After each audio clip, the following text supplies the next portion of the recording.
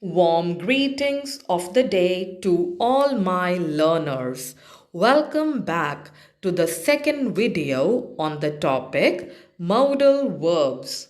In this video, we are going to learn about the usages of the remaining modal verbs along with a quick recap of video 1. So let's start with the recap. Modal verbs are the irregular auxiliary verbs which are used to indicate modality and allow speakers to express certainty, possibility, willingness, obligation, necessity, ability. Now, the properties to recap. Modal verbs have no S in the third person singular. For example, she can knit. Is this statement correct? Definitely not. The correct statement is she can knit.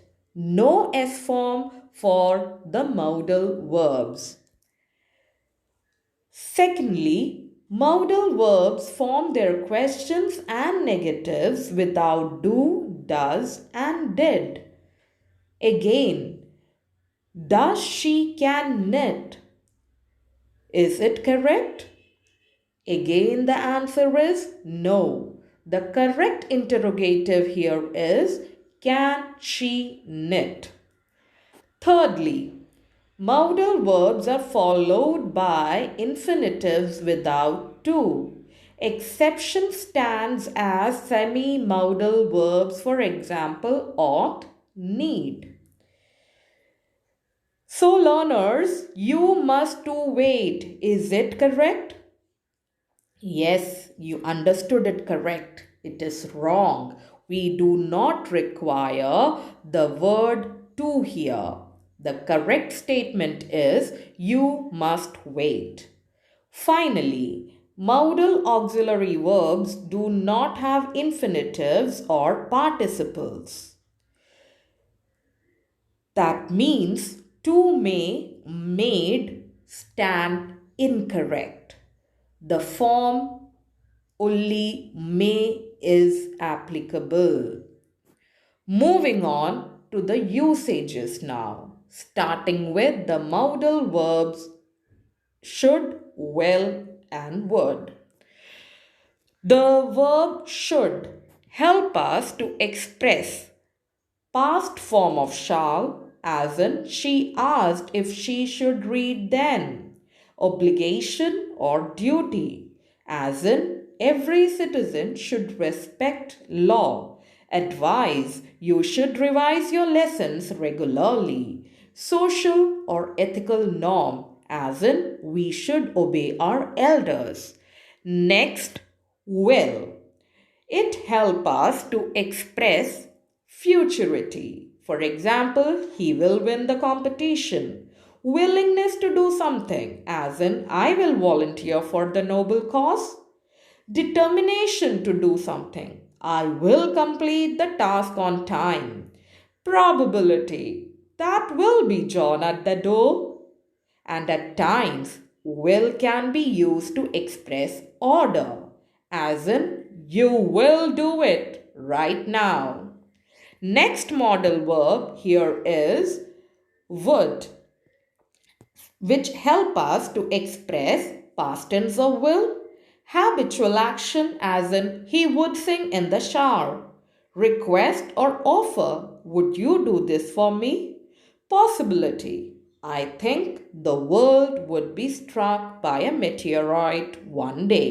It's time to look into the usages of semi-modal verbs. First one, ought to. It is quite similar to the modal verb should, as it helps us to express situations like obligation or duty, as in we ought to pay our taxes in time. Advise, as in she ought to do something about her bad cough. Social or ethical norm, for example, we ought to keep our promises. Next, used to. It helps us to express habitual action of past, which is no longer true.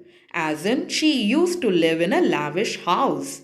When the sisters were younger, they used to wear the skirt. Next, dare. It expresses courage to do something, as in, he dared to dive into water from this height. It also helps us to express anger at something. How dare you speak so rudely to me? Last but not the least, need. It helps us to express necessity or lack of necessity, as in, you need to hurry as you are getting late. You need not water the grass. So, these were the modal verbs. I really hope the two videos on modal verbs would definitely help my learners to assimilate this concept thoroughly. On that positive note, I, Liju Susan Thomas, TGT English from TIS, sign off. Thank you and happy learning to all.